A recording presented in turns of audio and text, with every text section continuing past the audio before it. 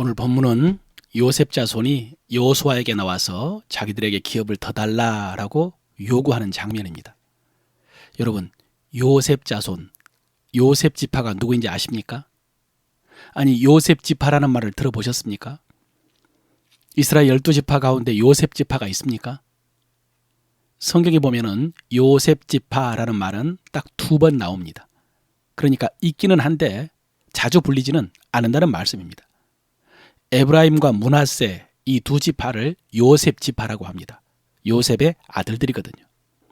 여러분, 야곱의 12아들들이 이스라엘 12지파의 조상이라는 사실을 아실 것입니다.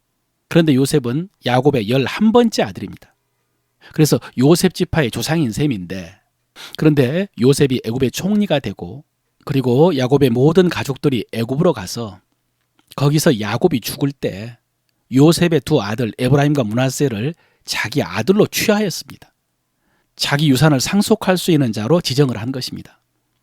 그래서 야곱이 요셉에게 유산을 물려주었다면 12형제 가운데 한 몫을 상속해 줬을 텐데 그의 아들들에게 상속을 해주었기 때문에 2 몫을 상속해 준 셈입니다.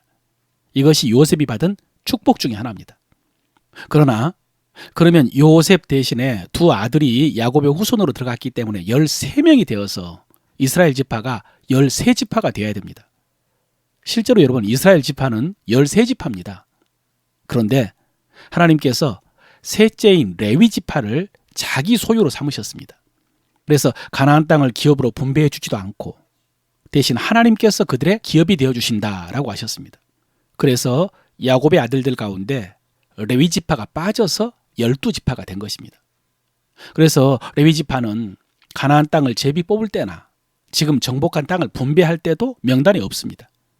대신 레위 지파는 성막에서 하나님 섬기는 일을 전담을 하고 또 12지파 속에 흩어져서 그들의 신앙을 지도해야 되기 때문에 12지파 백성들이 하나님께 드리는 11조와 각종 예물을 레위 지파의 소유로 주셨습니다.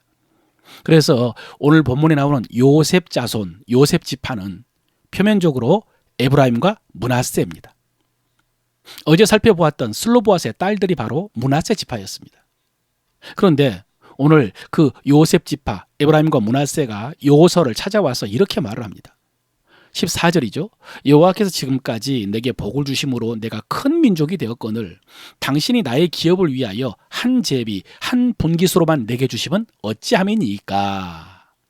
여러분, 이 말은 표면적으로 보면은 우리는 한 형제지만 엄연히 2집하고 숫자도 많은데 왜 한 분깃만 주었느냐라는 항의입니다. 여러분은 이들의 말을 듣고 어떻게 생각하십니까? 2지파인데 왜 한 분깃만 주었다는데요? 여러분이 만약에 12지파의 가나안 땅 분배 상황을 모른다면 이 말을 듣고 일리가 있다고 생각할 것입니다. 그런데 여러분, 이들의 말은 소위 가짜 뉴스입니다. 에브라임과 므낫세는 각각 따로 기업을 분배받았습니다. 한 제비, 한 분깃만 받은 것이 아닙니다. 더구나 므낫세는 요단강을 건너오기 전에 요단 동편에 절반이 정착한다고 해가지고 그쪽에서 이미 큰 분깃을 받았고 또 요단 서편 가나안에 와서도 절반이 정착을 해서 큰 분깃을 받았습니다. 그 2 면적을 합치면요 12지파 전체의 4분의 1 정도 될 정도로 넓은 지역이었습니다.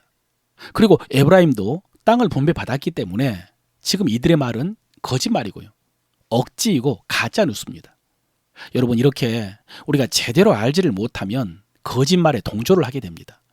그러므로 여러분, 어떤 말을 들었을 때 확인하십시오. 내가 거짓말을 하지 않는 것도 중요하지만은 거짓을 분별하는 것도 중요합니다. 그래서 우리는 말을 듣고 꼭 확인할 줄 알아야 됩니다. 진리는 아니더라도요, 진실까지도 모르더라도 진짜 참말 사실인지는 알아야 되지 않습니까? 그런데 여러분, 저는 오늘 이들의 말을 묵상하면서 지금 이들의 말이 정말로 왜 우리 2지파에게 한 분깃만 주었냐라는 항의하는 말일까? 이걸 생각해 보았습니다. 왜냐하면 방금 말씀드린 것처럼 그 말은 너무나 명백한 가짜 뉴스고요, 그것을 지금 이들의 말을 듣는 여호수아가 모를 수 없기 때문입니다. 그래서 이들의 말이 왜 우리 2지파에게 한 분깃만 주었느냐, 이 말은 아닐 수 있겠다라는 생각을 한 것입니다. 또 한 가지는 이들이 와서 단수로 말했다는 것입니다. 왜 우리에게 한 분깃만 주느냐라고 하지 않고 나에게 한 분깃만 주느냐라고 항의를 했다는 것입니다. 그래서 여러분, 저는 본문에서 요셉 지파가 찾아왔다고 했지만은 에브라임과 므낫세가 함께 찾아온 것이 아니라 에브라임이 찾아와서 여호수아에게 항의를 한 것이다, 이렇게 생각을 해보았습니다. 그러면 그들이 이미 한 분깃을 받았지만은 또 한 분깃을 요구하는 것이 이해가 되는 측면이 있었습니다. 바로 자기 형제 므낫세가 동편에서도 한 분깃을 받았고 서쪽에서도 한 분깃을 받았기 때문에 자기도 똑같이 두 분깃을 달라고 요구할 수 있기 때문입니다. 그래서 그렇게 생각을 한번 해봤는데 17절에 보니까 여호수아가 이 요셉 지파를 타이르는데요, 요셉 족속 곧 에브라임과 므낫세에게 말했다라고 했습니다. 결국 여호수아를 찾아온 요셉 지파는 에브라임과 므낫세 두 지파가 맞았습니다. 그렇다면 가장 합리적으로 이들의 요구를 파악해 보면은 에브라임의 땅이 너무 좁다는 말인 것 같습니다. 그래서 그 형제 므낫세와 함께 와서 에브라임을 위해서 함께 항의를 한 것 같습니다. 상황이 어쨌든 여러분, 지금 이들의 요구는 이기적이고 탐욕스럽고 억지스러운 요구입니다. 더구나 앞서 살펴본 그 유다 지파와 비교했을 때에 지극히 바람직하지 못한 모습입니다. 여러분, 유다 지파 갈렙은 45년 전 약속한 이 산지를 내게 달라라고 요구를 했지만은 그 땅에는 거인들인 아낙 족속이 살고 있었고요, 가장 유명한 장수들이 지키고 있던 그 견고한 성읍이었기 때문입니다. 그런데도 갈렙은 그 성을 쳐들어가서 정복을 하고 또 그 다음 성에 대해서도 정복하는 자를 사위로 삼겠다라고 해서 온열이 정복을 했고, 그와 결혼한 갈렙의 딸 악사는 광야 네겝으로 가면서도 그 땅에 살기 위해서 아버지에게 우물을 구했기 때문입니다. 이렇게 하나님이 주신 기업을 얻기 위해서 적극적이고 어려움을 극복하고 소중히 여기는 모습과 오늘 요셉 지파의 모습은 너무나 대조적입니다. 이들이 땅이 좁다고 항의를 하자 여호수아는 이렇게 말합니다. 15절이죠. 여호수아가 그들에게 이르되 네가 큰 민족이 되므로 에브라임 산지가 내게 너무 좁을진데 브리스 족속과 르바임 족속의 땅 삼림으로 올라가서 스스로 개척하라 하니라, 이렇게 말했습니다. 물론 땅이 좁지도 않지만은 만약에 네가 좁게 느껴진다면은 아직 정복하지 못한 산으로 올라가서 스스로 개척을 하라는 것입니다. 여러분, 지금 이 말은 여호수아 개인의 의견이 아닙니다. 하나님의 말씀입니다. 하나님께서 여호수아를 통해서 하신 말씀입니다. 그런데도 이 요셉 지파는 계속 핑계만 합니다.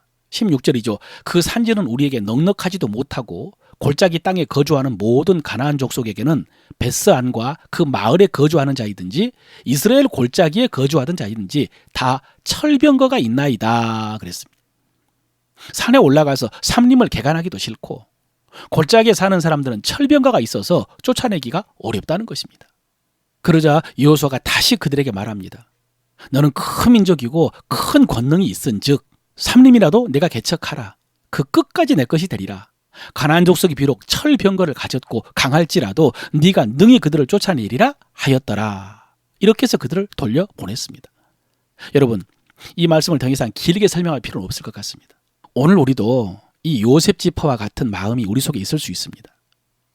우리 안에 있는 욕구 가운데 결핍의 욕구가 있습니다. 부족하다고 느끼는 욕구입니다. 여러분, 뭐가 부족하다고 느끼십니까? 이에 대해서 오늘 여호수아를 통해 주시는 하나님의 말씀입니다. 올라가서 스스로 개척하라. 부족하다고 느끼느냐? 올라가서 스스로 개척해서 얻어라. 비어있는 땅이 있다. 스스로 개척하라. 나무가 심겨져 있다면 베어내고 개간하라. 철병거가 있다고 무서워하지 말아라. 가나안 족속이 비록 철병거를 가졌다 할지라도 네가 능히 그를 쫓아내리라. 이런 말씀입니다. 여러분, 들으셨습니까? 쉽게 얻으려고 하지 마십시오. 수고 없이, 희생 없이 거저 얻으려고 하지 마십시오. 하나님이 약속하신 기업은 싸워서 얻는 것입니다. 수고해서 얻는 것입니다. 물론 하나님께서 이기게 하시고 하나님께서 얻게 하실 것입니다. 그러나 내가 싸워야 됩니다. 내가 개간해야 됩니다. 더구나 우리의 싸움이 영적 전쟁이고 우리에게 쓴뿌리가 있고 견고한 진이 있어서 오랫동안 실패했더라도 여러분, 두려워하지 마십시오. 주님이 우리에게 주신 은혜와 능력이 더 큽니다. 그러므로 능히 쫓아낼 수 있습니다. 능히 얻을 수 있습니다. 이 말씀 붙들고 으르렁거리면서 여러분의 결핍, 그 부족함을 채우고 기업을 얻는 여러분 되시기를 바랍니다. 오늘 말씀을 통해서 우리가 고백하는 우리 믿음의 도리입니다. 오늘도 나는 하나님의 상속자, 곧 그리스도와 함께한 상속자의 삶을 삽니다. 오늘도 나는 하나님의 상속자, 곧 그리스도와 함께한 상속자의 삶을 삽니다. 나는 주 안에서 생명과 경건에 속한 모든 것을 유업으로 받았습니다. 나는 주 안에서 생명과 경건에 속한 모든 것을 유업으로 받았습니다. 나는 그 유업의 능력으로 스스로 마귀의 역사를 파쇄하고 하나님의 나라를 세워갑니다. 나는 그 유업의 능력으로 스스로 마귀의 역사를 파쇄하고 하나님의 나라를 세워갑니다. 나는 단순히 하나님께 기도하는 것이 아니라 하나님의 약속을 믿고 순종함으로 하나님의 영광을 나타냅니다. 나는 단순히 하나님께 기도하는 것이 아니라 하나님의 약속을 믿고 순종함으로 하나님의 영광을 나타냅니다. 아멘.